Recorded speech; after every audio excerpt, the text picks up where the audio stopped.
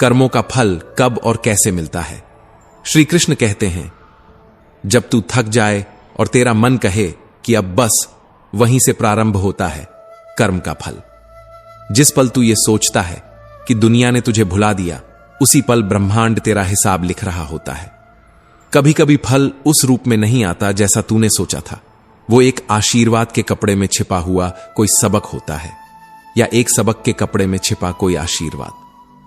श्री कृष्ण कहते हैं, कर्म बोया जाता है मौन में और उगता है समय की अप्रत्याशित ऋतुओं में। न समय बताएगा, न संकेत देगा, पर फल टालता भी नहीं है। जब तेरा सबसे प्यारा रिश्ता तुझसे दूर चला जाए बिना किसी कारण, तब समझ कि तेरे किसी बीते कर्म ने तुझे सीखने का मौका दिया है, माफी का नहीं। और जब बिना कारण कोई तुझसे प्यार करने लगे, तब जान ले कोई पुण्य कर्म है जो अब लौटने आया है, चुपचाप बिना दस्तक दिए। कर्म का फल समय पर नहीं, समझ पर आता है। प्रत्येक आंसू जो तूने दूसरों के कारण गिराया, वह गिन लिया गया है, और हर मुस्कान जो तूने बिना कारण बांटी, वो भी अब रास्ते में है। कर्मों का फल कब और कैसे मिलता है। श्री कृष्ण कहते हैं, कभी किसी के लिए नीरव रातों में रोया गया तू, आज किसी के लिए सुबह की पहली प्रार्थना है। यही है कर्म का रहस्य। गीता के अनुसार जब पाप का समय आता है, तब पुण्य मौन हो जाता है, परंतु मौन कभी न्याय से अधिक नहीं होता, केवल देर करता है। क्योंकि फल की गति को समय नहीं टाल सकता, और भाग्य की रचना करने वाला कोई और नहीं, स्वयं तू है। जो कर्म कर रहा है वही भाग्य बुन रहा है। भगवान को दोष देना सबसे आसान है, परंतु सबसे बड़ा छल स्वयं के साथ यही होता है। आज जो तू रो रहा है, हो सकता है वो किसी और के आंसू थे जो तूने कभी देखे ही नहीं। कर्म को निष्काम कहने से वो निष्काम नहीं हो जाता जब तक तू उसे ईश्वर को समर्पित नहीं करता। हर भाव, हर विचार, हर इच्छा, ये भी कर्म है, और इन्हीं का फल सबसे गहरा होता है। पाप तुरंत नहीं रोता, वो तब तक सोता है जब तक तेरा पुण्य जागता रहता है, और जब पुण्य की थकान बढ़ जाती है, तब पाप बोल पड़ता है, अब मैं फल दूंगा, अब तू भोगेगा। यदि तू सोचता है कि तूने छिपकर कुछ कर लिया, तो जान ले, ईश्वर का न्याय छिपा नहीं करता, वो प्रतीक्षा करता है। वो प्रतीक्षा जो तेरी बुद्धि को भी भ्रम में डाल दे। सोचकर किया गया कर्म पश्चाताप की रेखा मिटा सकता है, परंतु बिना सोचे किया गया कर्म कई जन्मों तक तुझे उन्हीं रेखाओं के नीचे रुला सकता है। कर्म का फल निश्चित है, लेकिन उसका समय रहस्यमय है, क्योंकि ईश्वर की घड़ी में ना जल्दी है ना देर, वो सिर्फ न्याय है। इससे पहले कि हम इस विषय को गहराई से समझें, आपसे अनुरोध है कि इस वीडियो को अंत तक देखें। यदि आपको हमारा यह प्रयास पसंद आए तो वीडियो को लाइक करें और नीचे कमेंट में जय श्री राधे कृष्ण अवश्य लिखें। साथ ही अगर आपने हमारे चैनल को अभी तक सब्सक्राइब नहीं किया है तो अभी सब्सक्राइब करें और बेल आइकॉन जरूर दबाएं, ताकि हमारी हर नई प्रेरणादायक वीडियो सबसे पहले आप तक पहुंचे। श्री कृष्ण कहते हैं, कर्म बुरा हो या अच्छा, वह लौटता है तेरे पास, तेरे भीतर, तेरे ही जीवन में। अगर आज तू समझ जाए कि हर क्रिया एक चक्र है जो लौट कर आएगा, तो शायद तू कल किसी को चोट पहुंचाने से पहले एक बार खुद को देखे। श्री कृष्ण ने गीता में कहा, कर्म कर पर फल की चिंता मत कर। पर क्या तू समझा कि यह अनुमति है किसी भी कर्म की? नहीं, यह चेतावनी है कि तू अगर फल की चिंता नहीं करेगा तो भी फल तेरी चिंता करेगा, क्योंकि भगवान ने हर कर्म का परिणाम उसके भीतर ही रख दिया है। ईश्वर न्याय करता है, पर चुपचाप, धैर्य से, गहराई में। जो आज चुप है वो कल तूफान बन सकता है। अतः सोच और सोच फिर कर्म कर, क्योंकि सोचकर किया गया कर्म ही वास्तव में कर्म योग बनता है। कर्म यदि ईश्वर को अर्पित नहीं तो वो तुझे बांधता है, परंतु यदि वही कर्म तू ईश्वर को समर्पित कर दे तो वह तुझे मोक्ष के द्वार तक पहुंचा सकता है। तू क्या करेगा, बांधने वाला कर्म या मुक्त करने वाला कर्म? जो बंधन से जन्मता है वो पुनर्जन्म में उलझता है, पर जो ईश्वर के लिए होता है वो मोक्ष की ओर जाता है। जो तू कर रहा है वही तेरे भविष्य की नींव है, और नींव गहरी हो या खोखली, उसकी जिम्मेदारी किसी और की नहीं। भाग्य को कोसना सरल है, पर यह भूल मत कर कि भाग्य तेरा ही चेहरा है जिसे तूने अपने कर्मों से बनाया है। आज दुख है तो शायद कल तूने किसी और के सुख को चुराया था। प्रभु की दृष्टि में कोई क्षण व्यर्थ नहीं जाता, हर मुस्कान, हर आंसू गिन लिया जाता है। तू चाहे कितनी भी योजनाएं बना ले, अगर तेरे कर्म गंदे हैं तो तेरे भाग्य की किताब में उजाला नहीं लिखा जा सकता। जब पुण्य समाप्त होने लगते हैं तभी पाप की बारी आती है, और जब पाप की बारी आती है तब व्यक्ति को अपने ही कर्मों की परछाइयां निगलने लगती हैं। जो अभी तुम्हारे जीवन में दुहक है वह अचानक नहीं आया, वो तो तुम्हारी ही बनाई हुई छाया है, किसी भूल की, किसी अनदेखी की, किसी उस समय की जब तुम सोच सकते थे पर तुमने सोचा नहीं। कर्म करने से कोई नहीं बचा, जो नहीं करता वह भी कर रहा होता है। मौन भी कर्म है, त्याग भी कर्म है, और असंवेदनशीलता भी। हंसकर सहोगे तो दुख तब बन जाएगा, रोकर सहोगे तो वही दुख तुम्हें तोड़ देगा। क्योंकि जीवन में जो भी आ रहा है वह तुमसे पूछकर नहीं आया, वह तो तुम्हारी आत्मा के द्वारा बहुत पहले तय किया गया था। भीष्म पितामह बोले, मैंने 73 जन्मों तक ध्यान लगाया, कोई पाप नहीं दिखा, फिर ये बाणों की शैया क्यों? श्री कृष्ण मुस्कुराए, 73 नहीं 74वें जन्म तक देखो। तब तुम किशोर थे, वन में गए थे, एक टिड्डी के शरीर में कांटा चुभा दिया था, बिना कारण, बिना दया। वही कांटा समय बनकर बाणों में बदल गया। तब भीष्म की आंखें बंद हो गईं, पर अब पीड़ा में नहीं, प्रज्ञा में। धृतराष्ट्र बोले, मैंने क्या अपराध किया जो अपने 100 पुत्रों का शोक भोग रहा हूं? श्री कृष्ण ने अपने योग बल से उन्हें दिखाया, तुम एक राजा थे, स्वाद में अंधे हो गए थे। तुम्हारे रसोइये ने हंस के 100 बच्चों का मांस बनाया, तुमने बिना विचारे खा लिया, पुत्रवत प्राणियों को खा लिया। अब उन 100 बच्चों के शोक को भोगने की बारी आई है, और तुम अंधे हो गए क्योंकि तुमने देखा नहीं, सोचा नहीं, जाना नहीं। पुण्य ने 100 जन्म तक रोका, पर जब पाप की घड़ी आई तो वह 100 पुत्रों की मृत्यु बनकर आया। जो किया वही मिलेगा। यह कोई धमकी नहीं, यह चेतावनी भी नहीं, यह तो केवल न्याय है, तुम्हारे ही द्वारा, तुम्हारे लिए रचा गया, ताकि तुम सीख सको। फिर दुष्कर्म क्यों, जब हर कर्म का फल अनिवार्य है, जब हर भावना भविष्य बनती है, जब हर सोच जीवन को आकार देती है। कभी सत्संग से दंड कम हो सकता है, कभी प्रभु की कृपा प्रसाद बनकर उतरती है, पर फल टलते नहीं, केवल रूप बदलते हैं। तुम सोचते हो कोई देख नहीं रहा, पर भीतर बैठा चेतन साक्षी सब जानता है। तुम अपनी आत्मा से छिप नहीं सकते। जब तुम कर्म करते हो तो वह भविष्य का बीज बन जाता है। जिस दिन वह फलता है तब तुम्हें लगता है यह क्यों हुआ, और तब जवाब मिलता है यह तो तुमने ही बोया था। यह न्याय का खेल नहीं, यह आत्मा की यात्रा है। हर जन्म एक पड़ाव है, हर पीड़ा एक शिक्षक, हर क्षण एक दर्पण। और यह स्क्रिप्ट, यह अंत नहीं है, क्योंकि न तुम रुके हो, न तुम्हारे कर्म, न उनकी प्रतिध्वनि। शब्द रुक सकते हैं पर कर्मों की गति नहीं। तब समाप्त हो सकता है पर फल की प्रतीक्षा नहीं। प्रार्थना मौन हो सकती है पर उसका असर अनंत है। इसलिए मुस्कुराओ जब पीड़ा आए। समझो कि अब वो बीज फूट रहा है जिसे तुमने किसी भूले हुए पल में बोया था। जो छूट जाएगा उसी से मोह रखते हो, जो साथ जाने वाला नहीं है उसके लिए दिन रात रोते हो। क्या यही कमाई थी जिसके लिए आत्मा भी बेच दी, और अंत में वो भी हाथ नहीं आया? सोचो, साथ में क्या लाए थे और क्या लेकर जाओगे? वो आदमी की नफरत, घमंड और अज्ञान था, जो रोज एक नई परत में उसके भाग्य की रेखाओं पर चिपकता चला गया। और जब वो भाग्य अंततः भगवान की अदालत में पहुंचा तो उस आदमी को प्रसाद में वही मिला जो उसने दूसरों को दिया था। प्रभु, यह तो गोबर है। हां, और वह वही है जो तूने एक जरूरतमंद को दिया था उस वक्त जब तू दे सकता था, लेकिन देने की जगह तूने उसका आत्मसम्मान छीना। कर्म सिर्फ क्रिया नहीं होती, वो आत्मा पर लिखी एक ऐसी लकीर होती है जो समय के थपेड़ों में भी नहीं मिटती। मैं नहीं खा सकता ये गोबर प्रभु, पर तुझे देना था वही जो तूने किया। और तेरा कर्म किसी भूखे को अपमानित करने का किसी ग्रंथ में नहीं, तेरे भाग्य में लिखा गया है। पर जब वह पश्चाताप की आग में झुलसने लगा तो भगवान ने अवसर दिया, धो डाल इसे। हर दिन अपने ही कर्मों की मलिनता से खुद को शुद्ध कर। परंतु अंतिम कण वह रह ही गया। इसको तो खाना ही होगा। क्योंकि मैं क्षमा कर सकता हूं, मिटा नहीं सकता, क्योंकि कर्मों का फल कभी व्यर्थ नहीं जाता।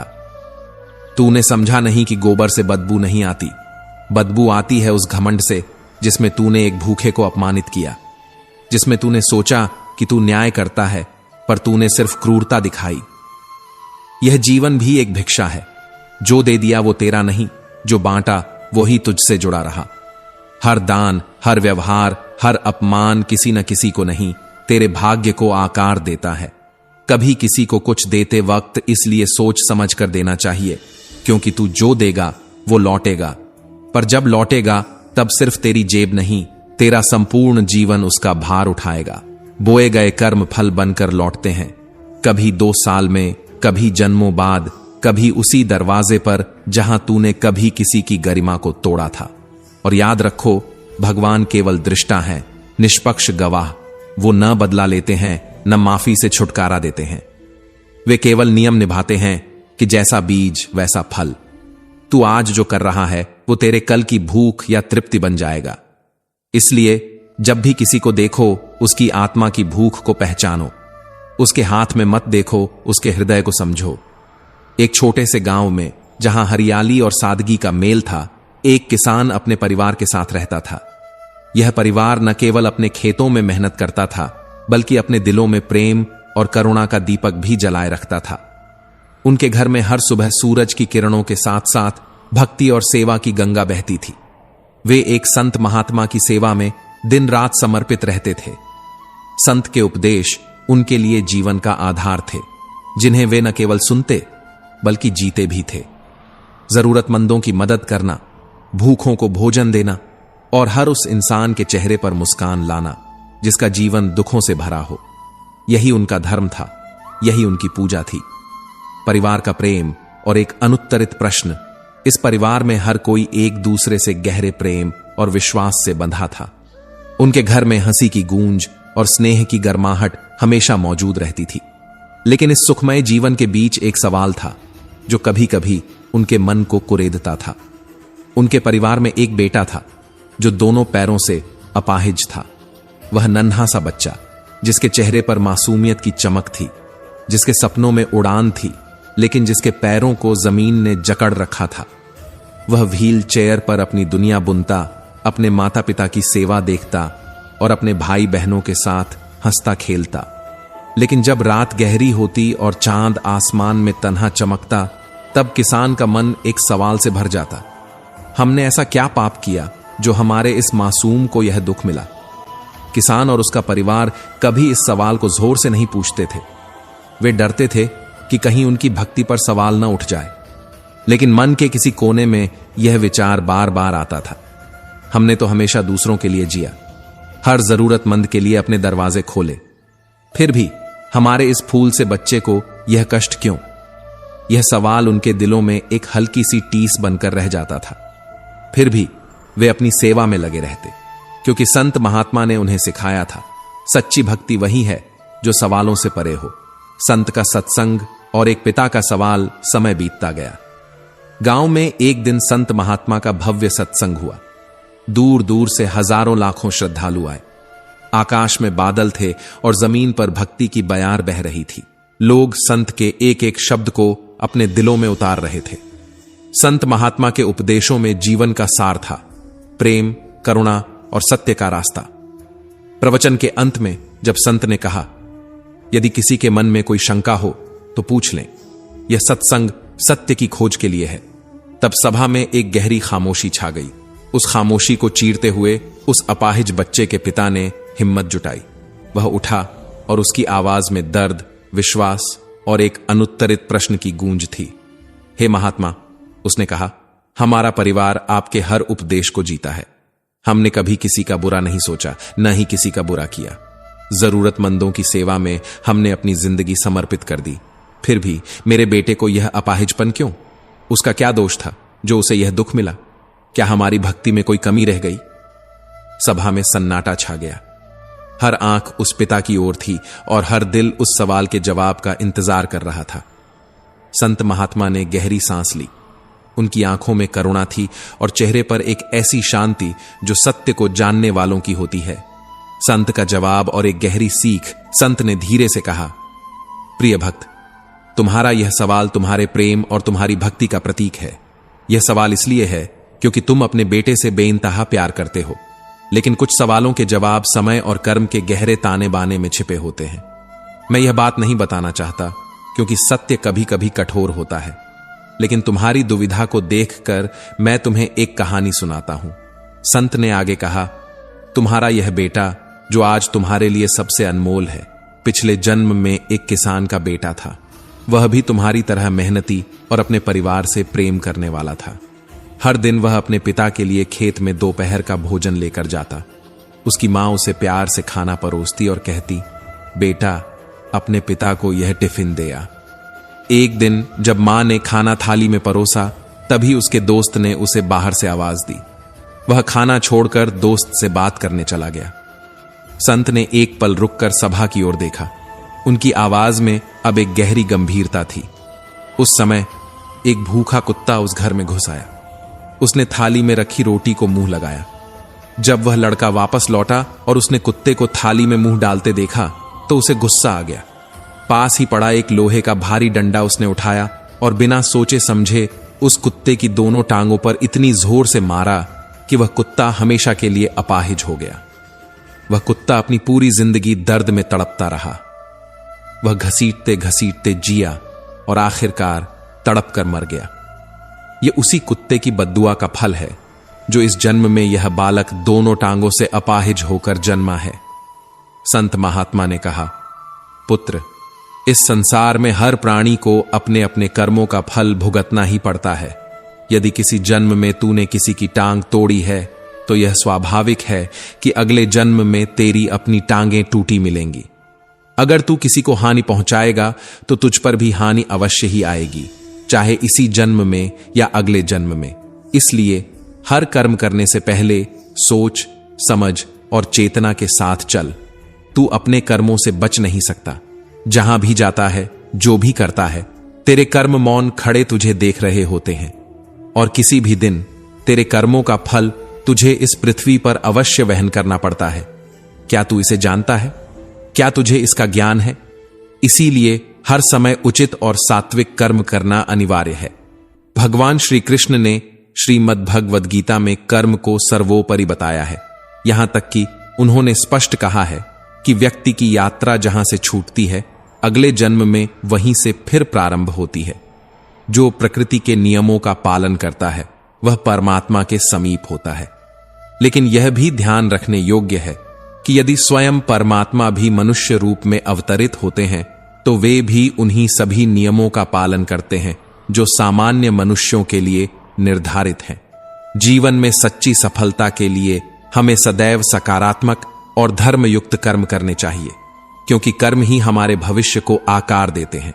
जो तू कर रहा है वही तेरे भविष्य की मिट्टी है। गीली होगी तो फिसलन, सख्त होगी तो दीवार, और अगर तू उसे समझदारी से गूंथेगा तो वही तेरा मंदिर बन जाएगी। हर कर्म एक दस्तक है भविष्य के दरवाजे पर। तू जैसे कैसे अपने आज को सजाएगा वैसा ही कल तुझे सौंप दिया जाएगा। तू मंदिर में जाकर अगर हाथ जोड़कर बाहर आकर किसी को अपमानित करता है तो तेरा माथा नहीं, तेरे कर्म जले हुए होते हैं। धर्म और कर्म दो पहिए हैं। एक भी डगमगाया तो यात्रा वहीं थम जाएगी जहां से तू कभी चला था। श्री कृष्ण कहते हैं, कभी सोच, वो जो अपाहिज पैदा हुआ है क्या उसका दोष है? नहीं, वो शायद उस जन्म का फल है जब उसने किसी की टांग तोड़ी थी। ये न्याय है, सज्जा नहीं। ये फल है, बद्दुआ नहीं। इसीलिए जो भी कर सोच कर कर, क्योंकि एक दिन यही तेरे सामने आएंगे, चुपचाप, धीरे धीरे, मगर जरूर। कर्म का फल कभी भूले नहीं देता। वो तू जहां भी जाएगा पीछे पीछे चलता है। तू तेज दौड़ेगा तो वो भी दौड़ेगा, तू छिपेगा तो वो कोने कोने से खोज निकालेगा। जिस दिन तू रुक जाएगा समझ ले तेरा अंत शुरू हो गया, क्योंकि जीवन केवल जीने का नाम नहीं, यह कर्म में लगे रहने का नाम है। रुकना मतलब मिट जाना, थम जाना मतलब खो देना। और अगर तू सोचता है कि तूने अच्छा किया लेकिन तुझे बुरा मिला तो धैर्य रख। कर्म तुरंत नहीं बोलते, वो अवसर की प्रतीक्षा करते हैं। जब वक्त आएगा तो तेरे अच्छे कर्म तुझे वहां पहुंचाएंगे जहां पहुंचने की किसी ने कल्पना भी नहीं की होगी। तेरे कर्म ही तेरा दर्पण है तेरी आत्मा की पहचान है, तेरे धर्म की छाया है। तू जैसा करेगा वैसा ही देखेगा। यही संसार की सबसे गहरी गूढ़ता है। तू खुद को कितना भी बड़ा समझ ले, लेकिन अगर तेरे कर्म छोटे हैं तो तू अपने आप को खो चुका है। जो तू सोच रहा है वही बन रहा है, जो तू कर रहा है वही लौटेगा। तेरे हर संकल्प की छाया तेरे कर्मों पर पड़ती है। इसीलिए जब तू निर्णय करे तो पहले खुद से पूछ, क्या इसका परिणाम मैं सह सकूंगा? क्योंकि जो तू आज बोएगा कल वही तेरे सामने खड़ा होगा, प्रश्न बनकर उत्तर मांगते हुए। तू दूसरों की गलतियों में समय ना गंवा, तू अपने कर्म सुधार। क्योंकि अगर तू कर्म को भूल जाएगा तो जीवन तुझे ही भूल जाएगा। जो लोग दूसरों को गिराते हैं उन्हें समय सबसे पहले गिरा देता है, और जो दूसरों को उठाते हैं उन्हें समय स्वयं उठाता है। क्या हर कर्म का फल इस जन्म में ही मिलता है, या कभी ऐसा भी होता है कि किसी की हुई भलाई का उत्तर वर्षों बाद किसी अनदेखे मोड़ पर किसी अपरिचित मुस्कान के रूप में लौट आता है? कभी कभी जीवन के उत्तर प्रश्न पूछने से नहीं बल्कि उन्हें महसूस करने से मिलते हैं। जिस क्षण हम किसी भूखे को भोजन दे रहे होते हैं उस क्षण हम अपने भाग्य को सींच रहे होते हैं, बिना ये जाने कि कौन सा बीज कब फल देगा। कर्म एक बीज है और समय उसकी भूमि। आज बोया गया विश्वास कल किसी अनजाने हाथ से फूल बनकर लौटेगा। बचपन की एक प्यास, एक गिलास दूध, और वर्षों बाद एक डॉक्टर की आत्मा से निकला उत्तरदायित्व। एक लड़की का निश्चल सेवा भाव, वो स्वार्थ रहित कर्म जो एक दिन डॉक्टर के रूप में लौटता है, दवा नहीं भावना बनकर। और तब जब लड़की बीमार पड़ी, जब उसकी दुनिया अंधेरी हो चली थी, तो अतीत का वो एक क्षण जो उसने भुला दिया था आज उसके जीवन की सबसे बड़ी आशा बनकर लौटा। बातें सबसे करो, भरोसा सिर्फ खुद पर रखो। मतलब के लिए अगर लोग छोड़ दें तो उसे हार नहीं समझना, क्योंकि ऐसी हार में ही असली जीत छिपी होती है। श्री कृष्ण कहते हैं, इंसान की पहचान कपड़ों से नहीं कर्मों से होती है, वरना दुकान के पुतलों को भी अच्छे कपड़े पहनाए जाते हैं। अगर तुम सही हो तो लोग तुमसे नफरत करेंगे, क्योंकि सच सबको सुनना पसंद नहीं होता। लोग अगर तुम्हारे काम पर हंसते हैं तो घबराना मत, एक दिन वही हंसी तुम्हारे हंसने का कारण बनेगी। अच्छे वक्त में तो सभी अपने होते हैं, बुरे वक्त ही पहचान कराता है कि कौन सच्चा है, कौन दिखावटी। किसी के सीने में दिल नहीं, कैलकुलेटर होता है। वे हाथ मिलाने से पहले ही हिसाब लगा लेते हैं कि उन्हें कितना फायदा होगा। राय उसी से लो जो निस्वार्थ दे, वरना आजकल हर कोई अपना ही सोचता है। इंसान की कदर उसके जाने के बाद होती है। अगर सच्ची तारीफ सुनना चाहते हो तो मरना पड़ेगा, क्योंकि मरने के बाद ही इंसान को महत्व मिलता है। अगर आप दिल से करते हैं तो फिर आलोचना या तारीफ से फर्क नहीं पड़ता। जो काम करो दिल से करो। अंधा आदमी जब आंखों की रोशनी पाता है तो सबसे पहले अपनी छड़ी फेंकता है, वही छड़ी जो उसका सहारा थी। जो बुरे वक्त में साथ देता है, अच्छा वक्त आने पर वही भुला दिया जाता है। जो जोड़ना नहीं जानते वही तोड़ते हैं। हर वक्त रास्ता बदलने से कुछ नहीं होता, कभी खुद को भी बदलना पड़ता है। सब्र का वृक्ष कड़वा होता है लेकिन फल मीठा देता है। कभी मां से पूछा गया, मां कब तक अपने कंधे पर सुलाओगी? मां ने कहा, जब तक लोग मुझे अपने कंधों पर उठा न लें।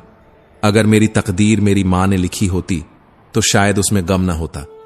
मां जैसी जन्नत और पिता जैसा साया बाजार में नहीं मिलता। पक्षी दाना खाने के लिए 100 बार सिर झुकाता है, पर इंसान 100 बार खाकर भी प्रभु का आभार नहीं करता। मत सुनो दुनिया क्या कहती है, तुम क्या हो, यह तुम्हें खुद जानना चाहिए। अपना दर्द खुद तक रखो। लोगों को बताओगे तो तमाशा बन जाएगा। दूर से रेत का घर भी महल लगता है, करीब जाओ सच्चाई दिखती है। हर कोई नमक लिए घूमता है, हर जख्म सबको मत दिखाओ। श्री कृष्ण कहते हैं, जो जाहिर करना पड़े वह दर्द कैसा, और जो न समझ सके वह हमदर्द कैसा। जो पचता नहीं वो खाना नहीं, जो सुनता नहीं उसे समझाना नहीं, जो डर का स्थान नहीं वहां जाना नहीं। कल की फिक्र में आज की हंसी मत गंवाओ। जो होगा होकर रहेगा। तकदीर में जो लिखा है उसकी फरियाद मत करो। इमली का नाम सुनकर मुंह में पानी आता है तो क्या प्रभु का नाम सुनकर आत्मा में सुकून नहीं आएगा? कुछ पल ईश्वर को याद कर लो, फिर देखो कितना सुकून मिलेगा। संत ने कहा था, नाम भवसागर से पार लगाता है। गोपी ने विश्वास किया। गोपी ने भगवान का नाम लेकर यमुना पार की जैसे जमीन पर चल रही हो। नाविक की जरूरत ही नहीं पड़ी। संत को निमंत्रण देने गई। संत ने नाविक बुलवाया। गोपी ने कहा, चलिए ऐसे ही पार कर लेते हैं। संत ने कहा, बिना नाव कैसे? गोपी बोली, आप ही ने तो कहा था नाम से भवसागर पार होता है। संत ने देखा, गोपी चल गई यमुना पार। संत ने कदम रखा, डूब गए। गोपी लौटी, हाथ पकड़ा, साथ ले चली। इस बार संत भी पार। संत गिर पड़े गोपी के चरणों में, बोले, तू धन्य है, मैं तो सिर्फ कहता रहा, तुमने तो जी लिया। और यह वही नाम है जो बिना दाम के तुम्हें पार ले जाए। वही नाम जो रोते दिल को भी मुस्कान दे। वही नाम जो भीड़ में भी तन्हाई मिटा दे। जो इस नाम में रम गया उसे फिर कभी कोई भ्रम नहीं रहा। वो नाम जिसमें अंत नहीं, वो भाव जिसमें सीमा नहीं, और वही जीवन जिसमें यह नाम बस जाए, बस वही मोक्ष है। इसलिए जीवन की समस्याएं सबके सामने न रखो, क्योंकि 80% लोगों को कोई फर्क नहीं पड़ेगा और बाकी 20% बस खुश होंगे कि तुम परेशान हो। कभी किसी को इतनी अहमियत मत दो कि वह तुम्हारी मुस्कान ही छीन ले। यह कलयुग है जहां बुरे के साथ क्या होगा कोई नहीं जानता, पर अच्छे के साथ बुरा होना निश्चित है। समझदारी यह नहीं कि सब जान लो, समझदारी यह है कि दूसरों की अच्छाई देखकर तुलना नहीं, प्रेरणा लो। अगर कोई संगत तुम्हारे विचारों को शुद्ध कर दे तो वह कोई साधारण इंसान नहीं है, वह तुम्हारे भाग्य में लिखा एक दुर्लभ अवसर है। तुम्हारा कठिन समय ही तुम्हारी असली शक्ति को जन्म देता है। सच्चा मौन सबसे बड़ा उत्तर होता है और माफ कर देना सबसे बड़ी सजा। जो धन सत्य से कमाया गया हो वह सुख देता है, और जो छल से मिला हो वह सिर्फ चिंता देता है। श्री कृष्ण कहते हैं, दूसरों के भले की सोचने वाला मनुष्य हमेशा पत्थर खाता है, क्योंकि फल देने वाले वृक्षों को ही मारा जाता है। जो तुम कर रहे हो अगर उससे प्रेम है तो सफलता स्वयं दौड़कर आएगी। सफलता खुशी की कुंजी नहीं है, बल्कि खुशी सफलता की कुंजी है। श्री कृष्ण कहते हैं, मनुष्य को बर्बाद करने वाले 5 कारण हैं: नींद, गुस्सा, डर, थकावट और टाल मटोल। लक्ष्य में जो खो गया वही पाया जाता है। यदि बीता हुआ कल दुखद था तो उसे सोचकर आज को न घवाओ, क्योंकि विश्वास के बिना कोई भी रिश्ता इस संसार में बहुत दिन टिक नहीं सकता। और जो खुशी है वह सिर्फ आजादी से उपजती है, और आजादी साहस से। जिसमें साहस नहीं है उसमें जीवन की सच्ची मुस्कान भी नहीं होती। जैसे पेड़ पत्तियां बदलता है पर जड़ें नहीं, वैसे ही सिद्धांत मत बदलो। अगर रास्ते काम न आए तो रास्ता बदलो। अगर मेहनत का उत्तर नहीं मिला तो थक कर बैठो नहीं, क्योंकि राहें बदली जाती हैं, मंजिलें नहीं। और जब कोई तुम्हारे साथ ना चले तो अकेले चलने की हिम्मत रखो, क्योंकि अकेले चलने वाले ही इतिहास लिखते हैं। नारियल की चोट से पहले तुम्हें अंगूर की कृपा मिल जाए। तू बड़ा दयालु है। जब यह वाक्य पत्थर सा गिरता है तो सिर नहीं, आत्मा झुक जाती है। जो गिर रहा था वो अंगूर नहीं था, वो आस्था थी। जिस पर गिर रहा था वो माली नहीं था, वो सहनशीलता थी। और जो देख रहा था वो राजा नहीं था, वो स्वयं भाग्य था, जो अक्सर चिंताओं में आंख मूंद लेता है। मैंने तुम्हारे लिए अंगूर चुने महाराज। यह कथन नहीं, यह चेतावनी है उस विधाता की जो कभी नारियल नहीं फेंकता बिना कारण के। हर बार जब हम सोचते हैं कि हमारे ऊपर कुछ फेंका गया है, वह अंगूर है या नारियल, यह हमारी दृष्टि तय करती है। इसलिए कई बार जब ऊपर से कुछ गिरता है, नीचे सिर नहीं, हृदय झुकाना चाहिए। समय कभी अंगूर देता है, कभी पत्थर, पर उसका उद्देश्य एक ही है, तुम्हें जगाना। जिस तरह नारियल की जगह अंगूर आ जाए, वैसे ही विपत्ति की जगह अवसर आ सकता है, अगर तुम शिकायत नहीं, कृतज्ञता के साथ झेलो। भगवान तू दयालु है, एक वाक्य जो तब जन्म लेता है जब इंसान टूटता नहीं, झुकता है। और फिर एक नई कहानी की शुरुआत होती है, उलझी हुई लेकिन सच्ची। भूल से टूटते हैं शीशे और गलतफहमी से रिश्ते, पर दोनों की मरम्मत में एक ही तत्व लगता है, समझदारी। कभी किसी की खुशी के लिए अपनी मुस्कान गिरवी मत रखना, क्योंकि जो तुम्हें रुला सकता है वो तुम्हारा नहीं हो सकता, चाहे तुम उसके लिए कुछ भी करने को तैयार हो। चेहरे का रंग दोस्ती तय नहीं करता, मन का रंग ही मनुष्य का आईना होता है। वक्त किरदार लिखता है। हम तो सिर्फ संवाद बोलते हैं, पर कभी कभी संवाद भी तीर बन जाते हैं जो सीधा दिल को चीरते हैं। श्री कृष्ण कहते हैं, विश्वास सबसे पहले अपने आप पर करो, क्योंकि जो खुद पर नहीं भरोसा करता वो दूसरों पर भी सिर्फ दिखावा करता है, और दिखावे का अपनापन वक्त आने पर दरारों से चटक उठता है। आज दुख है तो कल की सीख याद रखो, पर आज के पल को मत खो दो बीते हुए कल की चिता में। सफल वही होता है जो लक्ष्य में खुद को खो देता है, जो अपने भावों से बाहर आ जाए, जो दूसरों की विशेषताओं से प्रेरणा ले, न कि ईर्ष्या। क्योंकि यह कलियुग है, यहां अच्छे लोग भी टूटते हैं, बुरों को कुछ नहीं होता। फिर भी तू माफ कर, क्योंकि यह सबसे बड़ी सजा है। तू चुप रह, क्योंकि इससे ऊंचा उत्तर कोई नहीं। कभी मुस्कान मत खोना, भले ही वो झूठी हो, क्योंकि यही तेरा प्रतिकार है उस दुनिया के लिए जो तेरे आंसू नहीं देखती। रिश्ते जिन्हें जितना ज्यादा महत्व दो वो उतना ही गहरा घाव देते हैं, क्योंकि लगाव जब सीमा पार करता है तो दर्द उसकी छाया बन जाता है। अपने राज मत खोलो, क्योंकि 80% लोगों को फर्क नहीं पड़ता और बाकी 20% खुश होते हैं तुम्हारी तकलीफ पर। यह जीवन का अनोखा व्यंग्य है। जिसने तुम्हें गले लगाया था उसी ने तेरे पीठ में खंजर भोंका। जो चुप है वो मजबूर नहीं, शायद समझदार हो गया है। श्री कृष्ण कहते हैं, जो इंसान रोते रोते गुस्से में सच बोल देता है वो झूठा नहीं होता, वो सिर्फ थक चुका होता है। कभी कभी ईश्वर एक माली की चुप्पी में भी पूरी सृष्टि की पुकार छिपा देता है।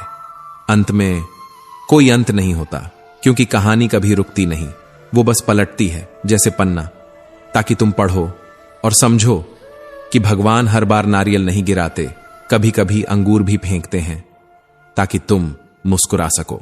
तो दोस्तों, हम उम्मीद करते हैं कि आपको उपदेश और कहानी पसंद आए होंगे। तो मित्रों, आपको यह उपदेश और कहानी अच्छी लगी हो तो वीडियो को लाइक करके अपना चैनल को सब्सक्राइब कर लें और अपने दोस्तों रिश्तेदारों को भी ये ज्ञान भरी वीडियो शेयर कर दो और कमेंट में जय श्री कृष्णा लिख दो। मित्रों, आपका पूरी वीडियो देखने के लिए धन्यवाद। जय श्री कृष्णा।